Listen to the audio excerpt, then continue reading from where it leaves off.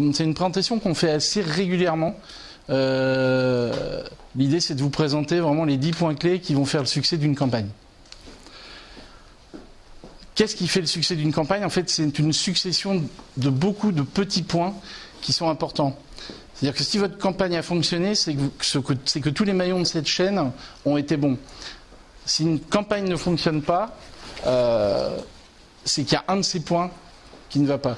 Et on va essayer de les lister tous les uns après les autres. La problématique numéro 1, c'est d'avoir un bon fichier. On dit souvent on ne peut pas vendre des tondeuses ou des piscines à des personnes qui n'ont pas de jardin. Mais si vous avez une mauvaise base au départ, votre campagne a peu de chances de fonctionner.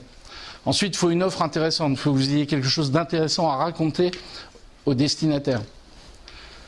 Ensuite, il vous faut un message qui soit bien conçu, bien construit. Ensuite, il faut qu'il soit routé dans les règles de l'art. Parce que là aussi, il y a des problématiques purement techniques qui peuvent faire, par exemple, que votre message n'arrive jamais dans la boîte de vos destinataires. Et enfin, il faut que ce que vous proposiez en termes de page d'atterrissage, parce que le but toujours c'est de faire cliquer sur un lien, soit en adéquation avec ce que vous avez fait. Et donc, si tout ça est réuni, votre campagne va bien fonctionner. Ce qui est très compliqué, c'est quand ça ne fonctionne pas, c'est de savoir lequel de ces maillons est déficient. Alors on a des petites nouveautés en 2018, je vous enverrai la présentation de toute façon, donc vous pourrez cliquer sur les liens. Dans les nouveautés, on a eu le nouveau règlement général de protection des données, qui en fait a accouché d'une souris, puisque en gros ça n'a rien changé au niveau de l'emailing, on est toujours sur les mêmes pratiques qu'auparavant. On a quelques petites différences sur la collecte, je vais vous le montrer. Ensuite, on a les dernières études EMA B2B et EMA B2C auxquelles je ferai souvent référence. Il faut savoir que le syndicat national de la communication directe fait chaque année une étude sur l'emailing en posant toujours les mêmes questions depuis 6 ou 7 ans. Sur quoi vous lisez vos mails, à quelle heure, qu'est-ce qui vous intéresse, qu'est-ce qui fait que vous ouvrez, que vous cliquez, qu'est-ce qui fait que vous mettez en courrier indésirable ou qu'est-ce qui fait que vous vous désabonniez. Donc ce sont des études très très intéressantes parce que ça permet de comprendre surtout ce qu'il ne faut pas faire. Ensuite, il y a Sarbacane qui a sorti un truc très très intéressant. Vous avez vu, Sarbacane fait de la pub à la télé, à la radio. C'est une boîte qui essaye de se développer beaucoup sur le secteur des TPE. Et ils ont écrit des petits magazines qui s'appellent Connect, qu'on peut télécharger en PDF, et qui sont bourrés de bonnes pratiques, d'idées très très intéressantes. Donc je vous invite à les consulter, ça sera un complément à ce qu'on va raconter ce matin. De plus en plus, il y a une importance dans les réseaux sociaux et les avis. C'est-à-dire que ce qui est communiqué par mail l'est aussi sur les sites et sur les réseaux sociaux. Il faut une certaine cohérence. Et dans les plannings et les calendriers, c'est bien d'harmoniser tout ça et de ne pas communiquer systématiquement les mêmes choses le même jour. Parce que comme vous aurez des gens qui vont vous suivre sur LinkedIn et également être abonnés à votre newsletter, il ne faut pas qu'ils aient le même jour 3 fois la même information. Donc rapidement au niveau du RGPD sur l'emailing, voilà où on en est. Donc ça c'est une publication du SNCD, vous la retrouvez dans le lien de la page précédente. Globalement en B2C, en fidélisation, si vous avez des clients en base, vous êtes légitime à leur écrire pour parler de vos actualités, de vos nouveautés, sans avoir leur consentement. Le fait qu'ils soient clients chez vous est un consentement, contrairement à tout ce qui a été raconté. Au niveau de la prospection, mais c'était déjà le cas avant, on est en double opt-in.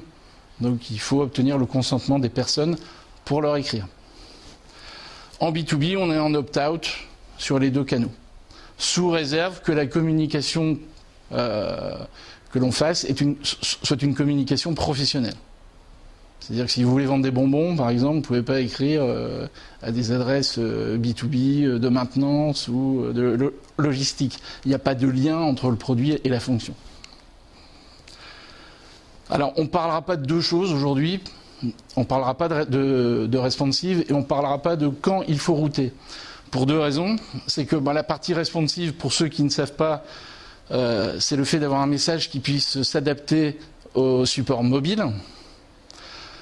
Votre message doit s'adapter au support mobile et si vous avez une part importante de vos clients qui lisent vos messages sur des mobiles. Après, le reste, c'est que de la technique. Juste, ça a une influence importante sur le look des newsletters, parce que vous voyez que le contenu de gauche quand il est répliqué sur un téléphone, ben on est sur des largeurs qui peuvent aller à 300 pixels à peu près, et donc on a des textes qui étaient sur 1 ou 2 lignes qui peuvent passer sur 5, 6, 7 lignes. On a un message qui s'étire en hauteur. Donc voilà, au niveau choix graphique, esthétique, ça a des influences.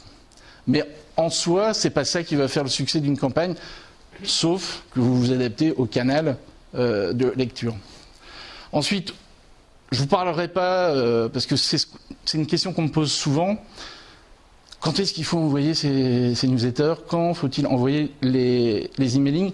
C'est essentiellement une question de bon sens et une question d'expérience. C'est-à-dire que là, je vous ai mis un petit peu ce qu'on fait. On essaye plutôt de router le matin que l'après-midi, parce qu'en routant le matin, vous avez plus de chances que le message soit lu dans la journée. Si vous routez que l'après-midi, vous n'avez qu'une demi-journée. Après, vous tombez vraiment dans la liste des messages du jour suivant. Donc c'est plus embêtant. On essaye d'éviter le lundi matin, parce qu'en général, les personnes sont pas dispo, il y a beaucoup de réunions. On n'évite pas vraiment le mercredi, mais je l'ai mis en orange, là, en B2B. Il y a un peu une légende urbaine, comme quoi les femmes ne travaillent pas le mercredi. Bon, globalement, ça ne doit pas peser lourd au niveau des résultats. Mais c'est vrai que quand on peut, enfin mardi et jeudi restent les gros jours de routage. Mais on route des newsletters le mercredi, il n'y a pas de souci. On va plutôt éviter le mercredi après-midi, comme on va éviter d'ailleurs le vendredi après-midi en B2B. Mais il nous est arrivé sur des cibles d'artisans de tester le samedi matin, ça fonctionne super bien. Parce que ils travaillent la semaine, prenez un paysagiste, globalement il coupe des branches, il tond des pelouses du lundi au vendredi. Il est sur son ordinateur quand? Le samedi, il fait sa compta, il fait ses factures, il fait ses devis. Donc c'est pas. Donc je dirais qu'il faut tester des choses. Il n'y a pas de vérité là-dedans. Et en B2C, c'est vrai que les gros jours de routage, c'est le vendredi après-midi avant le week-end. Pas trop le samedi, parce que le samedi on fait des courses dans des magasins physiques. Et le dimanche matin, qui est un gros moment de routage en B2C. Voilà ce dont nous ne parlerons pas. Donc commandement numéro 1, il faut s'occuper de son fichier. Le fichier, c'est quelque chose de très important. Donc, rapidement, pour vous expliquer, vous travaillez tous sur un marché. Le marché, c'est quoi? C'est l'ensemble des personnes qui sont susceptibles d'acheter votre produit ou votre service. Là-dessus, il y a des gens que vous avez déjà contactés. Ce sont vos prospects. Les prospects sont des gens dont vous avez les coordonnées. Et ils ont manifesté un intérêt pour votre offre ou votre service, mais ils n'ont pas franchi le pas de devenir des clients. C'est assez évident ce que je vais vous dire, mais souvent les boîtes ne l'appliquent pas. Quand on travaille sur le marché, c'est-à-dire qu'on est dans l'inconnu, on fait de la publicité. Je rends mon offre publique et j'espère que des gens vont réagir. Quand j'écris à mes prospects, je fais de la prospection. Et quand j'écris à mes clients, je fais de la fidélisation. Et il est évident qu'en termes de coût, la publicité c'est très cher, parce que c'est un peu la bouteille à la mer. La prospection, ça fonctionne beaucoup mieux, puisque vous êtes déjà sur des gens ciblés qui vous ont contacté, avec qui vous avez peut-être fait un devis, ou ils ont téléchargé une doc, ils sont venus à un salon, ils ont laissé leurs coordonnées. Et évidemment, c'est sur vos clients que ça fonctionnera le mieux. Les rapports, c'est à peu près 4-2-1. Donc, la conclusion à tout ça, c'est que votre base de données client, vous l'alimentez constamment via de la prospection. Il faut l'alimenter tout le temps. Vous la fidélisez par un plan marketing de fidélisation et effectivement, vous perdez de l'information de fait parce que les gens se désabonnent, parce que les personnes quittent leurs fonctions dans l'entreprise, déménagent. Voilà, c'est la vie, c'est comme ça. Évidemment, il faut que la prospection soit plus importante que l'attrition. Mais surtout, ce qui est très important avant même de prospecter, c'est d'avoir mis en place un plan de fidélisation. Pourquoi? Parce que c'est sur vos clients que vous aurez les meilleurs retours. Donc c'est pas très grave de ne récupérer qu'un email, de ne pas avoir le nom, la fonction de la personne, son prénom, sa date d'anniversaire, tout ça, ça viendra après. Parce qu'on va lui écrire de toute façon régulièrement, et au fur et à mesure qu'on va lui écrire, on va augmenter en connaissance client et en champ. C'est-à-dire que le recrutement, pour moi, il est purement quantitatif. C'est-à-dire vous mesurez une action de prospection, un salon, un emailing, c'est combien j'ai eu de clics, combien j'ai eu de visites, combien j'ai eu de formulaires, voilà. On s'arrête à ça. Parce qu'on s'en fout. Ensuite, on rentre dans le plan de fidélisation, et là, on va faire de la qualité. Ce que j'appelle le deux temps. C'est-à-dire que si vous faites un salon, par exemple, sur votre métier, le but, c'est d'avoir un max de contacts. Alors, s'ils sont qualifiés, si vous avez du devis, tant mieux. Mais 90% des contacts, ça sera juste des contacts. Nom, prénom, téléphone, mail. Après, ce qu'il faut, c'est les entretenir, ces contacts, pour les transformer. Donc, les bonnes pratiques en termes de fichiers, c'est d'abord collecter la donnée systématiquement. Le nombre de boîtes, vous vous appelez, vous demandez un prix, et on vous dit au revoir. On ne prend même pas vos coordonnées. Vous demandez un devis, on ne vous demande pas vos coordonnées. Il y a des magasins, vous y allez, on ne prend pas vos coordonnées. Dans les boîtes un peu structurées, les points de vente, vous voyez que systématiquement, on essaye de choper vos coordonnées, de vous vendre la carte de fidélité. Pourquoi ? Parce qu'ils savent très bien que ce qui fait la richesse, ce qui va permettre de créer du trafic quand on fait des opérations, c'est d'avoir les coordonnées des personnes. Définir des critères de segmentation. Très rapidement, il va falloir les ranger, vos données. Est-ce que c'est un professionnel ? Est-ce que c'est un particulier ? Si c'est un professionnel, est-ce que c'est un revendeur ou est-ce que c'est quelqu'un qui utilise mon produit ? Est-ce que c'est quelqu'un du secteur privé ou du secteur public ? Il ne faut pas faire des segmentations de dingue, mais c'est intéressant de ranger la donnée tout de suite, parce que le jour où vous en aurez besoin, c'est pas là que vous allez commencer à la qualifier et à la trier. Hop, je reviens en arrière. Il faut qualifier cette donnée, c'est-à-dire qu'à chaque fois que vous avez un contact, vous faites une enquête de satisfaction, qu'il y a un formulaire qui est rempli, il faut agréger toute cette donnée pour rendre votre fichier plus riche qu'avant. Segmenter votre base pour des communications futures. C'est-à-dire que ces données, ces critères de segmentation, il va falloir en créer une segmentation opérationnelle. Alors, on a des clients dont on gère des bases à peu près 60-80 000 mails. On a 5 segments. Hein. On a commerce, public, santé, industrie, tertiaire. Voilà. C'est suffisant, mais ça nous permet de travailler. Respecter le RGPD. Alors là, ça va être assez simple. Il y a l'histoire du consentement en B2C. Il y a tout ce qui est horodatage. Parce qu'en fait, le RGPD ne parle pas du tout de l'utilisation de la donnée. Hein. Il parle de la collecte et des traitements de données. Après, que vous fassiez des mailings, du phoning, ils s'en foutent. C'est pas du tout le sujet du RGPD. Le RGPD, c'est la donnée, comment je la collecte, comment je la stocke et comment je la traite. Donc ce qui est très important, c'est de pouvoir dire, bah oui, cette personne, elle est dans ma base, à tel jour, telle heure, elle a rempli tel formulaire. C'est pour ça que je vous invite à utiliser des codes d'action. Ou cette personne, on a fait un salon, elle s'est inscrite au salon CPM à Colmar, par exemple. Et ça permet, si cette personne dit « je ne comprends pas comment vous avez eu mes coordonnées ben, », on les a récupérées au salon CPM de Colmar. Et très souvent, je dis « ah oui, c'est vrai, j'y suis allé voilà. Et ça s'arrête là. Gestion des inactifs, ça c'est quelque chose de plus important en B2C. C'est-à-dire que le RGPD vous dit aussi il ne faut pas stocker la donnée de façon indéfinie. À un moment, il faut dire voilà, je ne l'utilise plus. Ce qui n'est pas le cas en B2B.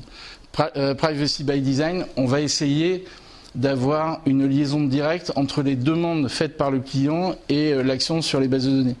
Exemple concret. Ça, c'est le formulaire de saisie qu'on utilise en interne chez nous. Si vous allez sur le site BusinessLink et vous vous abonnez à la newsletter, vous mettez votre mail, boum, ça va directement dans notre base. C'est-à-dire qu'avant de faire une opération d'emailing, on ne fait pas un export sur Excel et ensuite on va charger un outil. Non, vous êtes rentré directement. Si vous vous désabonnez, vous êtes désabonné directement. C'est ce qu'on appelle la privacy by design. C'est-à-dire que c'est designé pour que la donnée soit mise à jour immédiatement. Et donc, outre toutes les données que vous trouvez sur ce formulaire, il n'y en a que quelques-unes qui sont obligatoires. Vous retrouvez email, nom, société, et des choses très importantes. Est-ce que vous êtes un client, un prospect ? Après, on a une cible particulière sur le traitement de données qui sont les comptables. Donc ça, voilà, j'en parle pas. Mais c'est bien de les gérer à part. Et ensuite, est-ce que vous êtes inscrit à la news et ou, parce qu'on peut faire les deux, aux invitations aux événements. C'est-à-dire typiquement quelqu'un de Besançon, on ne va pas l'inscrire à l'invitation aux événements, aux conférences qu'on organise ici. Par contre, on va l'inscrire à la newsletter. Mais lui, quand il voudra gérer son compte, il pourra choisir s'il se désabonne ou pas. Ce qui est très important au niveau de la collecte de données aussi, c'est de ne pas en demander trop. Inscription à une newsletter, vous ne demandez qu'un mail. On s'en fout, à partir du moment où on a son mail, il rentre dans le plan de fidélisation, il va recevoir nos messages, et un jour, en demandant, en voulant télécharger une doc ou en demandant un devis, il sera obligé de nous en donner plus. Et ça, je vous invite dans les formulaires sur vos sites à avoir plein de formulaires différents et qui ne demandent pas le même type de champ. C'est-à-dire qu'évidemment, quelqu'un qui demande un devis, on va devoir connaître son adresse exacte pour savoir comment on livre. On va devoir lui demander beaucoup plus d'informations qu'une simple inscription à une newsletter ou le téléchargement d'une doc en PDF. Je dis souvent à mes clients, ne donnez pas vos documentations gratuitement. Demandez une identification pour pouvoir le télécharger. Après, il ne faut pas demander tout l'état civil de la personne. Le parrainage, le formulaire de parrainage, c'est des trucs très très simples. Vous écrivez à tous vos clients en disant voilà, est-ce que vous avez des copains, ça pourrait intéresser, et s'ils deviennent clients chez nous, on vous fera un petit cadeau. C'est très pratiqué par les télécoms. Les pop-up, très très utilisés, et ça je vous invite à le faire, ça fonctionne très très bien.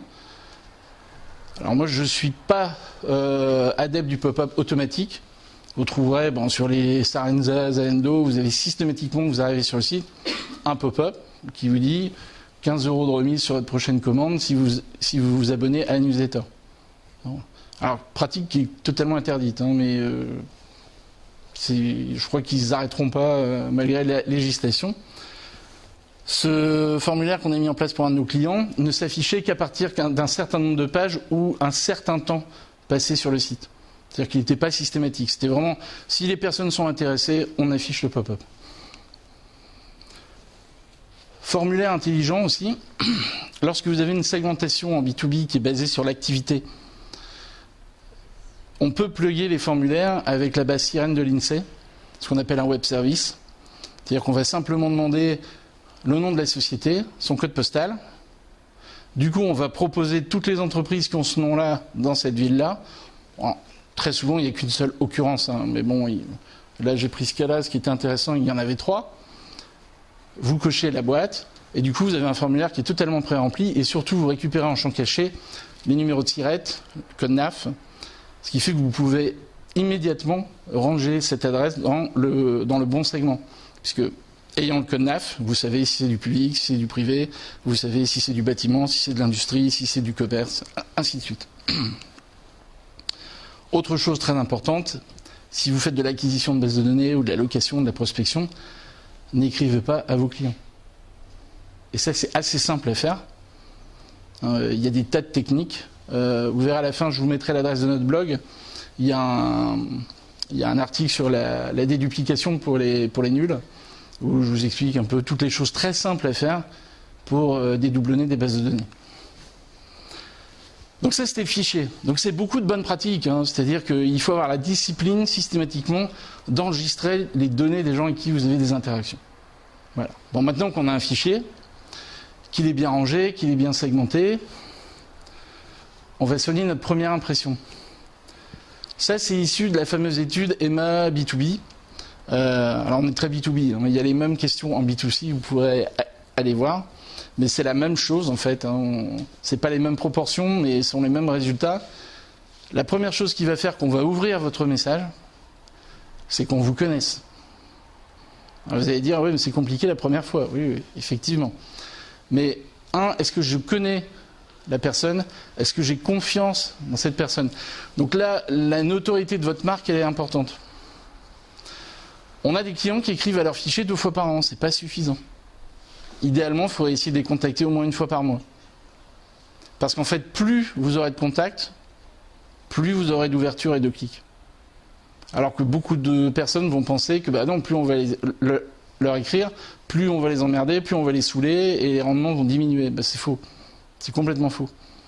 Parce que si vous écrivez de façon épisodique, c'est considéré non pas comme de la fidélisation, mais comme de la prospection.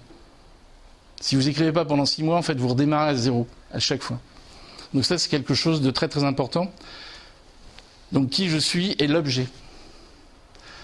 On a beaucoup de clients qui passent un temps dingue sur la création de leur message.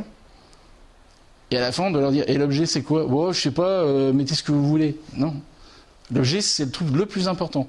C'est ce qui va faire qu'on va ouvrir le message. Donc faire un super beau message avec un objet pourri, c'est vraiment idiot. Parce qu'en fait, en termes de conversion, vous démarrez avec un entonnoir qui est tout petit. Donc il faut être simple et efficace. Alors, c'est un média qui est pauvre, on ne peut pas faire grand-chose graphiquement. Les gens ont peu de temps à consacrer à un email, hein, c'est quoi, 2-3 secondes. Donc si vous n'arrivez pas à les captiver ou à faire comprendre tout simplement quel métier vous faites, tout de suite, ça ne marchera pas. Donc il ne faut pas essayer d'être compliqué. C'est un message, un objectif. Si vous avez 2 objectifs, faites 2 campagnes. Évitez les couteaux suisses. Vous avez des entreprises qui disent, bah voilà, tu parles du nouveau site internet, puis tu dis qu'on recrute un commercial, et puis tu parles de ce produit-là. Et non, c'est 3 thèmes, 3 sujets, 3 messages. C'est trop compliqué. Donc les messages produits, c'est pas les messages qui fonctionnent le mieux. Pourquoi ? Parce qu'on rentre dans le dur directement. Soit je suis intéressé par la perceuse sans fil, soit je suis intéressé par les portes à lanière. Si je ne suis pas intéressé, je ne vais pas plus loin. Ça referme énormément. Mais on peut en faire, hein. Mais c'est ce qui fonctionne le moins bien. Si on fait un message produit, il faut essayer d'être extrêmement simple. C'est-à-dire, on présente un produit. Si on présente plusieurs produits, il faut que ce soit des produits de la même catégorie. Si vous faites une opération sur les perceuses, vous ne présentez que des perceuses. Mais il faut qu'il y ait une thématique. Et toujours la même règle, une accroche, un visuel, un bouton. Très simple. Là, on est sur de la demande de documentation, téléchargement de catalogue. Vous voyez, ce sont des messages extrêmement simples. Vous avez vu aussi qu'ils sont ramassés. On ne fait pas des trucs très longs où il faut descendre avec un ascenseur. On essaye de mettre le minimum d'infos vitales et de mettre en avant les grands arguments. Si vous présentez un catalogue, dites combien il a de pages, par exemple. Combien il y a de références dedans. Si vous vendez des services, pareil, il faut parler du bénéfice que vous pouvez apporter. Donc là, Direct Energy, c'est, voilà, faites des économies. Ici, c'est comment vous réagiriez à une bonne nouvelle. Donc ça, c'est un truc intriguant. Obtenir mon profil. Là, on offre quelque chose de gratuit.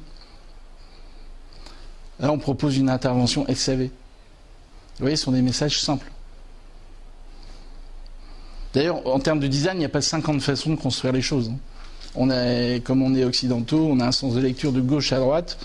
Vous avez toujours le visuel à gauche, le bouton à droite, et on va de haut en bas. Commandement numéro 4. Donc plus tu voudras vendre, moins tu vendras. C'est vraiment le gars qui vous fourgue les roses au restaurant, quoi. C'est vraiment le niveau zéro de la vente. C'est-à-dire que c'est soit par pitié, soit pour qu'ils foutent le camp qu'on achète la rose. Hein. Donc en emailing, ça marche pas. Ce que les gens font, c'est qu'ils suppriment le message ou ils se désabonnent, tout simplement. Donc on a vu ce qui intéresse, c'est s'informer, les nouveautés, veille concurrentielle. Il est clair que vous avez tous vos concurrents dans votre base de newsletter. Bon, après, c'est pas très compliqué de les virer, mais bon, s'ils sont pas idiots, ils sont inscrits avec des adresses perso et vous le saurez jamais. Donc voilà typiquement le genre de message qui fonctionne pas très bien. Hein, des produits, des prix. Ce qui est intéressant, c'est d'informer. Ça, c'est une newsletter sur une personne qui fait de l'aménagement paysager. On va se servir d'une norme. On écrit à des architectes en disant est-ce que vous êtes au courant de la dernière norme sur l'évacuation des eaux pluviales. On essaye de passer pour un expert technique. Et c'est ça que les gens attendent. On commence pas à leur dire parce que lui, il vend des dalles engazonnées. Il fait pas un message en disant achète des dalles engazonnées. Ça viendra dans un deuxième temps. Là, je passe pour un expert, je te donne de l'information qui est intéressante. En plus, évidemment, comme il a cliqué, je sais qui a cliqué sur quoi et qui est intéressé par quoi. Après, je donne ça à mes commerciaux et là, ils vont le rappeler dans un deuxième temps. Tout ce qui est téléchargement. C'est les premiers messages qu'on fait en général quand on démarre avec une entreprise. On leur dit, vous avez des docs, vous avez des catalogues, vous avez des brochures, vous avez des trucs. On va les télécharger. On va les proposer en téléchargement. C'est le truc le moins impliquant qu'on puisse faire et qui donne des très très bons résultats. Tout ce qui est actualité, buzz. Là, par exemple, une opération, c'est bientôt les élections, donc il faut faire des tracts, des enveloppes, enfin voilà, il y a plein de choses à faire. Ça, c'est une opération qu'on a fait pour doubler pour les élections, de la même façon. Une petite checklist. Est-ce que vous, maire, vous avez fait tout ce qu'il faut? Sachez que la législation a évolué, parce que maintenant il faut des isoloirs pour handicapés, des choses comme ça. Donc se servir de ce qui est tendance actuellement. Autre tendance, tout ce qui concerne l'accessibilité. Voilà, il y a des législations aujourd'hui, les gens sont un peu perdus, ils ont besoin d'infos. Tout ce qui est pénurie. Alors ça, c'est des messages, je vous invite à les avoir. On en a sur le froid dans les équipements de protection individuels. On a un client col bleu pour qui on fait régulièrement des messages sur le froid. Traîneau à des camps, on a des opérations neige, on vend des pelles, du sel. Et donc on est prêt, dès qu'il y a une alerte météo, boum, ça part. Parce que c'est un message qui fonctionne que si on est au bon moment. Voilà, pareil, les parkas pour l'hiver. Les vidéos, c'est un truc qui intéresse beaucoup les destinataires. Si vous avez des vidéos, là c'est notre client porte-à-cabine qui avait une vidéo, c'était un montage rapide d'un bâtiment, c'était une semaine en 3 minutes. Donc on voit le bâtiment qui se construit très vite, on comprend bien quel est le produit. Ensuite, tes offres, tu segmenteras. Alors j'arrive à ma diapo préférée, qui est la diapo des Smarties. Il est assez évident que si vous faites un message, mais il faut commencer comme ça, j'écris la même chose à tout le monde, vous aurez un retour. Alors je suis très optimiste, je vous ai mis 1,8% de clics. En général, ce n'est pas les taux de clics qu'on va avoir sur un message général. Et parce que vous avez bien travaillé votre base, vous avez travaillé avec vos commerciaux, vous avez travaillé avec nous, on a travaillé une segmentation. Alors pas une segmentation de dingue où on arrive à 23 segments, c'est pas le but. Le but c'est d'arriver à un truc opérationnel. Ce qui est évident que si vous avez, là c'est le cas, on a 5 segments. 5 segments, ça veut dire 5 messages différents. Si vous écrivez tous les mois, c'est 5 messages différents tous les mois. Ça fait 50 messages par an. Donc c'est un contenu qu'il faut vraiment générer. C'est un petit travail. Mais au niveau des taux de clics, vous verrez que vous allez tout remonter. Pourquoi? Parce que vous allez présenter les bonnes choses aux bonnes personnes. Alors je vais vous montrer des exemples. Ça c'est vraiment le produit le plus idiot de la Terre, c'est les drapeaux beach. C'est utilisé par tout le monde. Ça peut être utilisé par une friterie pour que les bagnoles s'arrêtent. Ça peut être utilisé par un garagiste qui vend des voitures d'occasion. Enfin, c'est vraiment le support à tout faire. Donc l'idée, c'était d'avoir des versions segmentées de ce message. Donc là, c'était pour l'événementiel, ici pour l'automobile. Quand je suis sur l'automobile, je présente des accessoires typés automobile. Là, je ne sais pas si vous voyez, il y a écrit base autocal. C'est ce qui permet, c'est ce qu'on met sous le pneu de la voiture et qui tient le drapeau en fait. Et en fait, pour chaque cible, on va présenter des messages. Donc là, c'est pour le commerce, ici pour le sport. Voilà. Et il est évident que ces messages fonctionnent beaucoup mieux. Parce qu'en fait, on se présente à chaque fois comme le spécialiste du sport, le spécialiste de l'événementiel, le spécialiste du commerce, alors qu'à la base, c'est le même produit. On présente des mises en situation adaptées et on augmente le taux de clic, tout simplement. Alors, pour pouvoir le faire, on a des méthodes. Là, vous avez ce qu'on appelle un module dynamique chez nous. C'est-à-dire que suivant le segment qu'on aura dans la base, on ne va pas afficher le même contenu. Ça, c'est un message qu'on a fait pour un catalogue d'instrumentation scientifique qui travaille avec des tas de cibles complètement différentes. Il travaille avec des pharmacies, avec des traiteurs, avec des campings, avec le milieu de l'enseignement. Et en fait, à chaque fois, ces personnes n'achètent qu'une partie de son catalogue très très ciblé.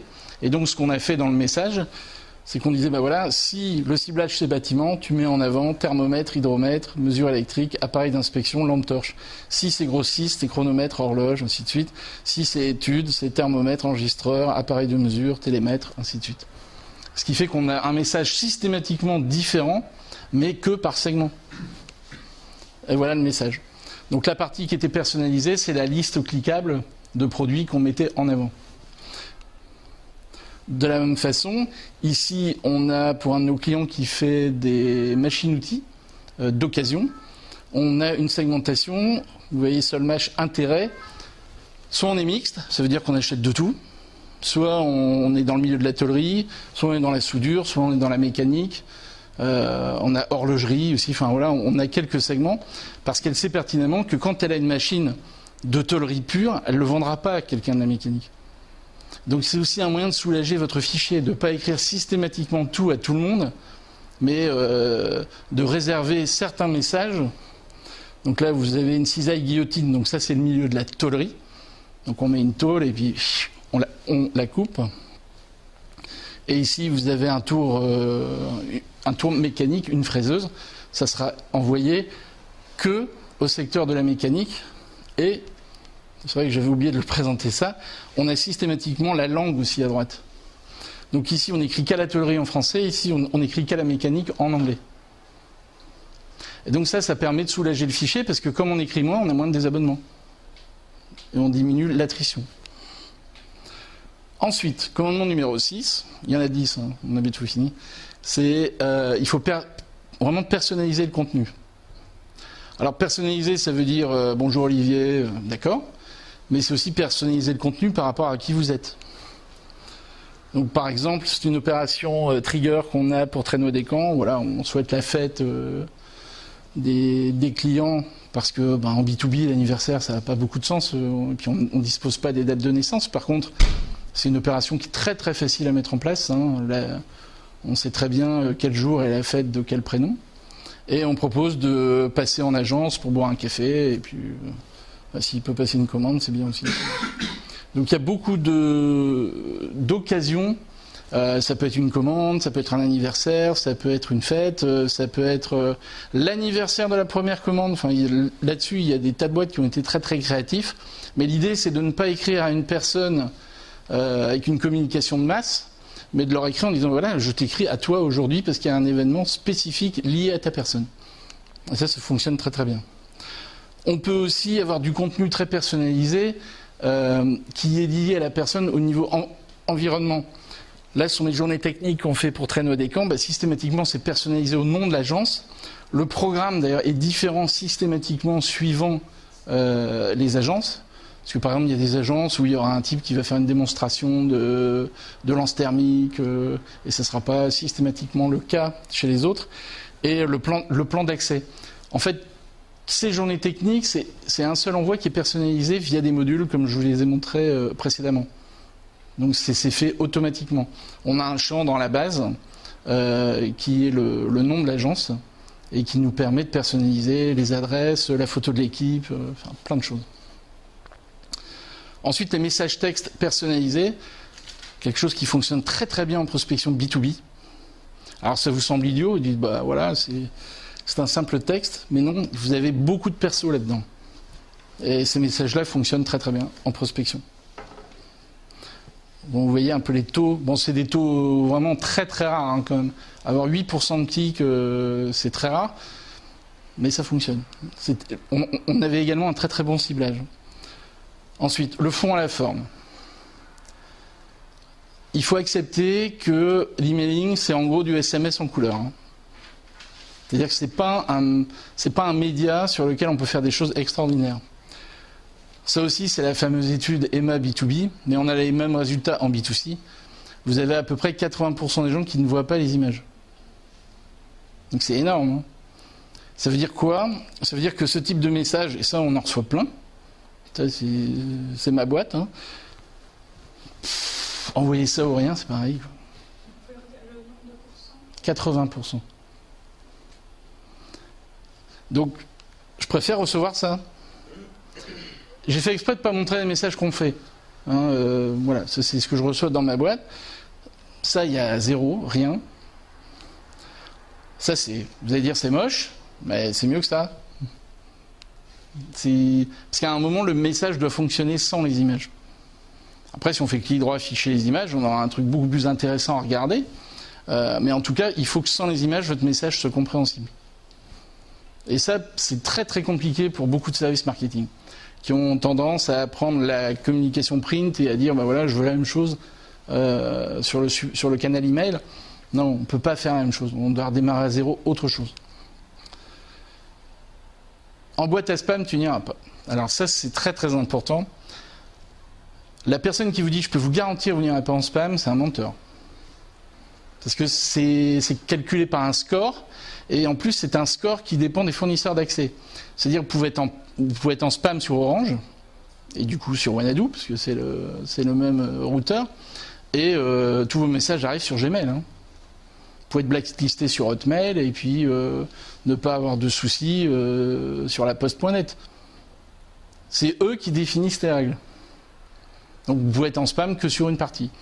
Quand on a des bases, par exemple, quand on cible sur le public, par exemple, dans le public vous avez beaucoup d'Orange Wanadoo, on a des bases où 70% des destinataires sont Orange, on fait un routage spécifique pour Orange.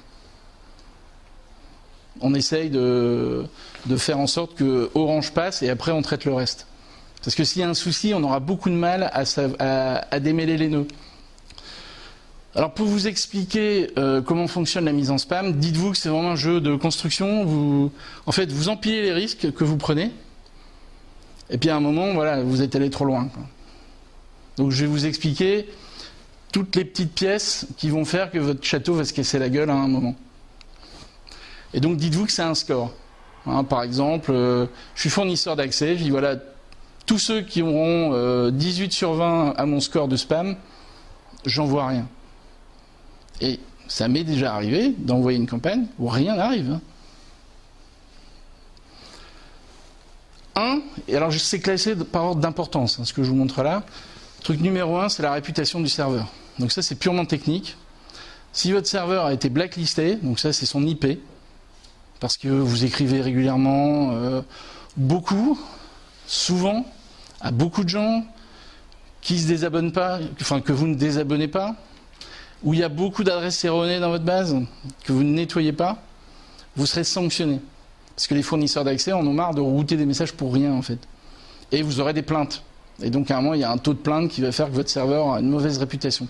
Et quand vous commencez par ça, c'est très très mauvais. Franchement, c'est très très mauvais. 2, il y a l'expéditeur. Vous pouvez vous faire blacklister en tant qu'expéditeur. Pour les mêmes raisons, hein, vous routez beaucoup, souvent, n'importe comment. C'est-à-dire que là, à un moment, c'est votre nom de domaine ou le nom de votre marque qui est grillé. Donc ça, c'est très très pénible aussi. C'est les 2 trucs les plus graves. C'est-à-dire qu'à un moment, il faut quasiment changer de nom. Message déjà utilisé de nombreuses fois. Je crois que j'ai un exemple ici. Ça, c'est mon dossier spam perso. Hein, pourquoi ce message apparaît-il dans le dossier spam? Il est similaire aux messages qui ont été détectés par nos filtres anti-spam. Donc ça veut dire quoi? Dire j'ai pas le temps de refaire une newsletter pour le mois d'avril, on n'a qu'à renvoyer celle de mars. Très mauvaise idée. Très très mauvaise idée. On peut réutiliser des messages, hein, mais il faut qu'ils soient différents. Il faut réécrire les textes, il faut faire beaucoup de modifications. Sinon, si vous avez déjà un petit peu saoulé, vous n'étiez pas loin du score 18, hein, vous étiez à 17,5, vous pouvez être sûr que votre deuxième campagne, ça va être une catastrophe. Et vous direz, je comprends pas, c'est le même message, j'envoie à 2 moments différents, et là j'avais 20% d'ouverture, et là j'ai plus que 3% d'ouverture. Et quand il y a une chute pareille, c'est un problème de délivrabilité, c'est une mise en spam. Spam words. Bon alors, il n'y a pas de science exacte là-dedans. Dans le petit PDF Sarbacane, ils ont fait une liste de tous les spam words. Il y a une double page avec... Mais bon, si vous virez ces mots-là, quasiment, ils ont viré tout le dictionnaire. Hein. Donc, il n'y a qu'un truc qui fonctionne vraiment bien, c'est de faire des tests. C'est-à-dire vous envoyez le message, s'il arrive en boîte, et vous devez vous créer une boîte Gmail, une boîte Hotmail, une boîte Orange, enfin voilà. Si ça passe, c'est bon. Parce qu'évidemment, si vous vendez du crédit, c'est très compliqué de travailler sans utiliser le mot crédit. Tant je vous rassure, crédit gratuit, business, assurance, c'est des mots qui vous mettent quasiment systématiquement en spam. Alors si vous mettez 3 fois devis gratuit dans votre message, c'est mort. Présence d'adresse IP dans les liens. Les fournisseurs d'accès essayent de lutter contre le phishing. Donc ils n'aiment pas du tout que vous présentiez vos liens sous forme d'adresse IP. Parce que, je ne sais pas si vous voyez ce que c'est, l'adresse IP 192.106. C'est une autre façon d'écrire les adresses Internet.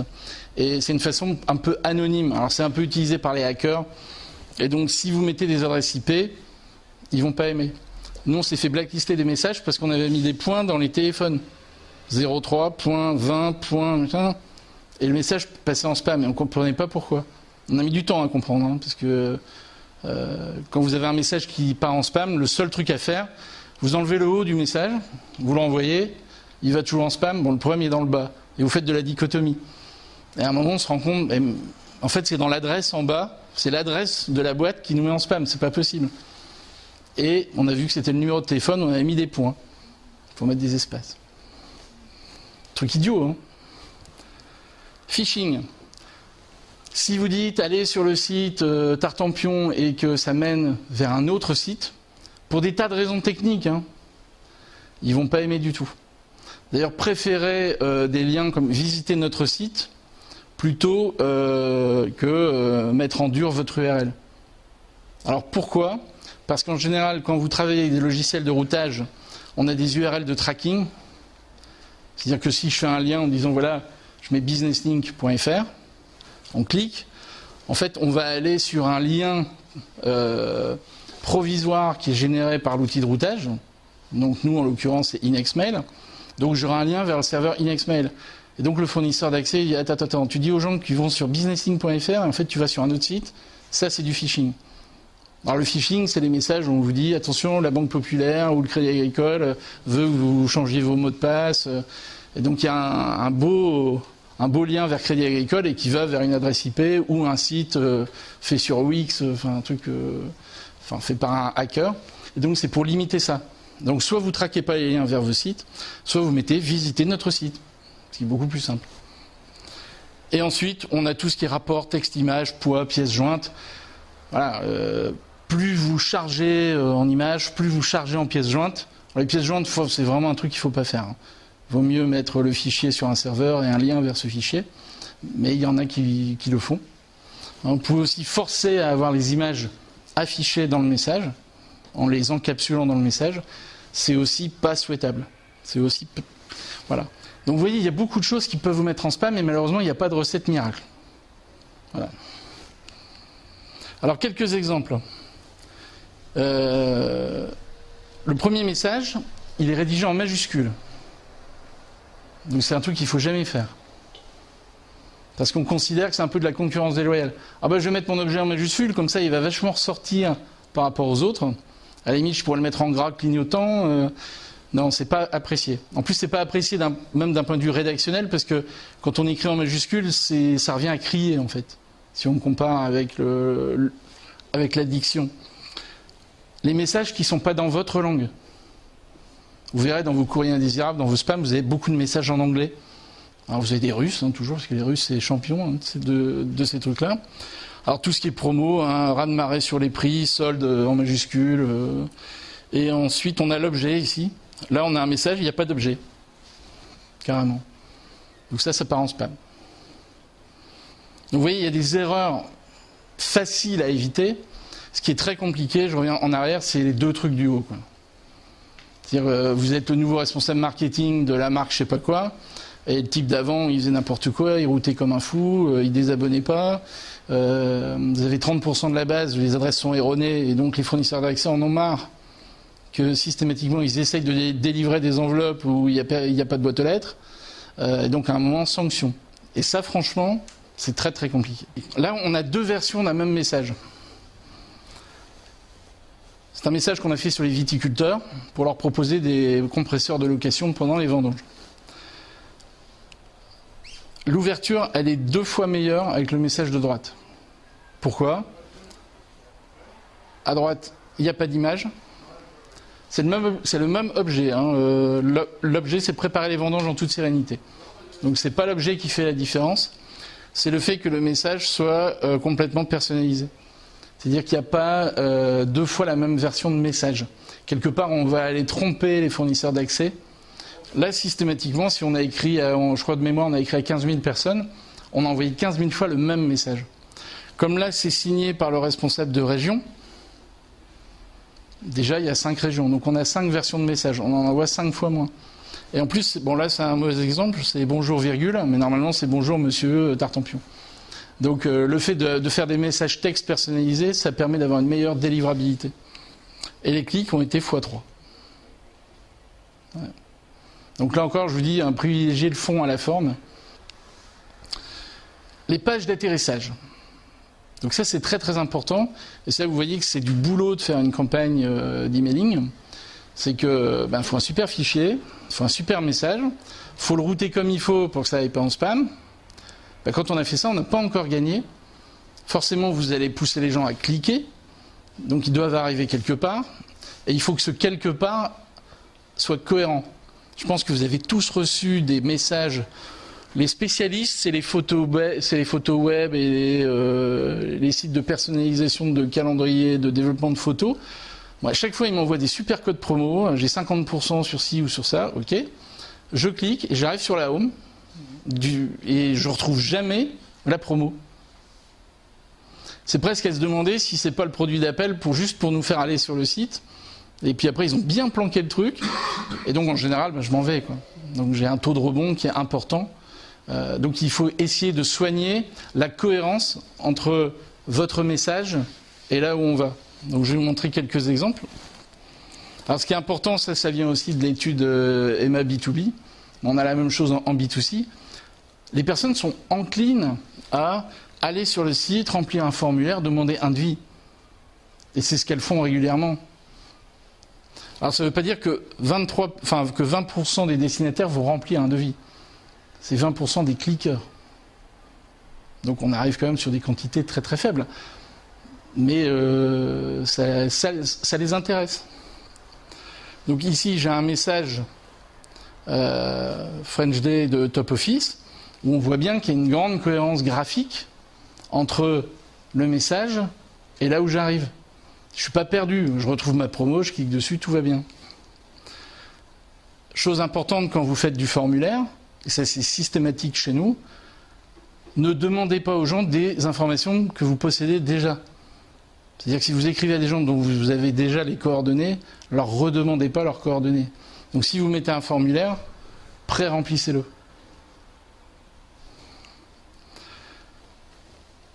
Profitez-en pour demander pas mal de choses. Ici, on a sur ce formulaire Airflux, télécharger le livre blanc, être rappelé par un commercial, demander une préétude, un devis pour un projet. Je peux vous dire que les gens le font. Et une petite zone toujours où ils peuvent s'exprimer, exprimer leurs besoins. Campagne demande de catalogue, vous voyez, grosse cohérence entre le message et la page. Ici, le message Verimat, la landing page Verimat. Alors vous pouvez aussi faire des choses un petit peu qui sortent des sentiers battus en termes de pages. C'est pas systématiquement proposé d'acheter. Vous pouvez proposer des enquêtes de satisfaction, des diagnostics. Donc ça, c'était un diagnostic qu'on a fait sur une norme. Donc, je pense que quand vous avez des produits comme vous, un peu compliqués à vendre, abstraits, c'est dire voilà, on va faire une évaluation. Est-ce que vous pensez que vous gérez bien le stress de vos salariés ou est-ce que vous prenez bien en compte ces points-là? Il ne faut pas mettre que les vôtres. Hein. Vous faites un petit test. Et j'aime bien faire des tests. Quand il y a 5-6 questions, c'est rigolo. Ils ont une note. Et la plupart du temps, ils rejouent 2-3 fois jusqu'à ce qu'ils aient bon. Hein. Donc ça génère énormément de retours. Là, on a simplement écrit, donc c'est un de nos clients qui vend du rayonnage, à qui on a dit, voilà, il y a des normes sur le rayonnage, peut-être que tu ne le sais pas. En tout cas, on en a fait un petit test, tu réponds à 5-6 questions et on te dira si tu es bon ou pas. Je peux vous dire que les gens y vont. Et c'est une façon intelligente de vendre ce que vous faites. Ici, donc, c'était pour du produit. Là, c'est pour des ressources humaines. C'était un test. Est-ce que vous êtes au fait de la nouvelle réforme de l'entretien professionnel? On a écrit ADDRH. En plus, l'objet, c'était 4 DRH sur 5 ont obtenu plus de 80%, et vous. Donc le truc un peu... Alors, hein, cap. Donc c'est un truc qui a très bien fonctionné. Calculateur d'économie. Ils disent voilà, calculez combien d'argent vous allez gagner si vous utilisez notre solution. C'est beaucoup plus intelligent de leur dire achète ma solution. Passe déjà par une phase où tu vas comprendre par toi-même, bah oui, effectivement, c'est plus intéressant. Et hop. Donc ça, c'était pour des pompes à chaleur. Ici, c'est un diagnostic d'économie pour du relamping. Donc ça se fait beaucoup en ce moment. Le fait de remplacer les néons et les gros éclairages industriels par des LED. Et il y a des aides de l'État. Voilà. Ça, c'est un de nos clients, AETSI, qui fait ça. Ici, sur une landing page, c'était pour vendre un truc aussi qui était très très compliqué. Là, c'était, voilà, Bruno, chef d'entreprise, il est bien emmerdé, il a tel souci, il découvrait comment il a résolu son problème. Et on est arrivé sur une page où on avait en fait un petit diaporama qui expliquait les aventures de Bruno, ce qu'il avait réussi à faire pour résoudre son problème. Et donc, après cette phase pédagogique, on avait le formulaire. Donc, vous voyez, on peut faire plein de trucs. Ça, c'est une landing page vidéo. On en a fait plein. Ici, c'est un message de vœux vidéo. Alors, ça, je peux vous dire que c'est un truc, on a eu du mal à le faire accepter par le client. Mais on envoie les vœux avec déjà 3 boutons, dont un, c'est obtenir un chiffrage.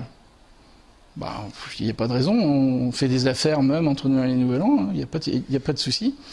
Et quand vous voulez visualiser la vidéo des vœux, où c'est un truc qui se déballe avec des grelots, des Pères Noël et compagnie, à droite, on leur demande s'ils veulent obtenir un devis ou la visite du commercial. Et chaque année, on fait l'opération des vœux, qu'on envoie à 60 000 personnes quand même. Hein. Donc, moi, quand j'écris à 60 000 personnes, il faut qu'il y ait un peu de cash qui rentre quand même. Et on a des devis. Dernier commandement, après je vous laisse tranquille, c'est qu'il faut mesurer ce qu'on fait. Parce que même si le coût contact sur des emails n'est pas très élevé, on est sur des coûts contact qui se mesurent en centimes par contact. Hein. Donc on se dit, allez, on y va, on arrose. À la fin de l'année, quand vous avez une base de 50-60 000 mails, vous pouvez vous retrouver avec des budgets dans les 10-15 000 euros, hein, avec les créations de messages, le temps que vous y passez. Donc quand on met de tels investissements, 15 000 euros, c'est déjà un gros stand sur un beau salon. C'est intéressant de mesurer ce qu'il en revient. Donc ce qui est intéressant déjà, c'est de faire des tests. Quand on lance un nouveau message, c'est quasiment systématique, on hésite entre différentes choses. Donc là, par exemple, on a hésité sur les objets. Est-ce qu'on met calculer en ligne les économies à réaliser sur votre installation d'air comprimé ou quelles économies grâce à un audit de votre installation d'air comprimé? Moi, honnêtement, on me donne les deux, j'ai envie de jeter une pièce en l'air, hein, je ne sais pas. Donc ce qu'on fait, c'est qu'on écrit, je ne sais pas si vous voyez là-bas, un test de l'objet à 20% et 20%. Donc on a écrit à 40% de la base avec 2 versions, et les 60% restants auront la meilleure des 2 versions. Alors là, on a testé l'objet, mais on peut tester le contenu, on peut tester les visuels, on peut tester plein de choses. On peut tester des horaires d'envoi. Alors c'est sûr que si votre base fait 1000 mails, ça va être compliqué de faire ce genre de test, mais quand on a des bases relativement importantes, c'est intéressant de le faire. Voilà, ça c'est le message qui a été envoyé. On peut mesurer assez facilement, si vous avez un site marchand, le chiffre d'affaires, le nombre de visites, le taux de rebond que vous aurez sur les différentes campagnes. Donc ici, c'est le nombre de visites sur les différentes campagnes et le chiffre d'affaires généré sur le site marchand. Voilà, donc là c'est assez simple, c'est Google Analytics, tout simplement. Sur nos formulaires, donc ça ce sont des vrais formulaires sur les retours de leads, en qualifiant sur les formulaires, vous avez là sur la colonne B, on a des demandes de rappel par téléphone, on a en jaune des demandes de devis, et en blanc on a des simples demandes de catalogue. Donc ça permet d'hiérarchiser le traitement, mais en tout cas il faut suivre ces trucs-là, et essayer d'y affecter le chiffre d'affaires. De la même façon, quand on fait un emailing où il y a simplement des clics vers des pages de votre site par exemple, on peut savoir qui a cliqué sur quel type de page et on sait quel type de clic on peut avoir. C'est le type d'opération que je vous proposais d'ailleurs. Donc ça c'est l'opération la plus simple. Mais ça permet aussi au niveau du traitement, si vous vous retrouvez avec 200 cliqueurs à rappeler, de pouvoir hiérarchiser qui on rappelle. Donc là c'est très intéressant parce que on peut vraiment mesurer l'intérêt, le taux de clic par cible. Lui, derrière, il va mesurer le chiffre d'affaires aussi, et on devrait se revoir pour des campagnes en septembre. Et donc, il faut mesurer, c'est très très important. Et importance du télémarketing. Si vous faites du B2B, en B2C, c'est beaucoup plus compliqué de faire de l'appel sur les particuliers. Mais en B2B, le moindre cliqueur, le moindre type qui télécharge, faut l'appeler. C'est très très important. C'est en tout cas bien plus intéressant de faire ça que d'appeler des gens au hasard. Appelez les gens qui réagissent à vos campagnes. Voilà, j'ai fini, on est revenu au début. Donc c'est un peu un résumé. Hein. Un bon fichier, une bonne offre, un message bien rédigé, bien routé, une bonne landing page, et vous aurez normalement une bonne conversion. Il peut arriver que certains métiers ne soient pas adaptés au canal email. Donc là, vous avez un petit peu un résumé des 10 points dont nous avons parlé. Et on est à votre disposition pour répondre à vos questions. Donc Business Link, on est une agence B2B, marketing. On est spécialisé dans la structuration de données commerciales et le canal email, en prospection comme en fidélisation. On travaille avec beaucoup d'entreprises au niveau national, dont on gère les données. On anime un blog qui s'appelle HappyBiz. Je vous invite à y aller. Il y a beaucoup de sujets, de cas clients, de thèmes qui sont abordés. Comment publier une annonce de recrutement sur Facebook. Voilà. Est-ce qu'il faut être sur LinkedIn ou Viadeo. Enfin voilà. Il y a pas mal de choses, de posts qu'on rédige assez régulièrement. Et vous pouvez vous y abonner. Vous recevrez la newsletter.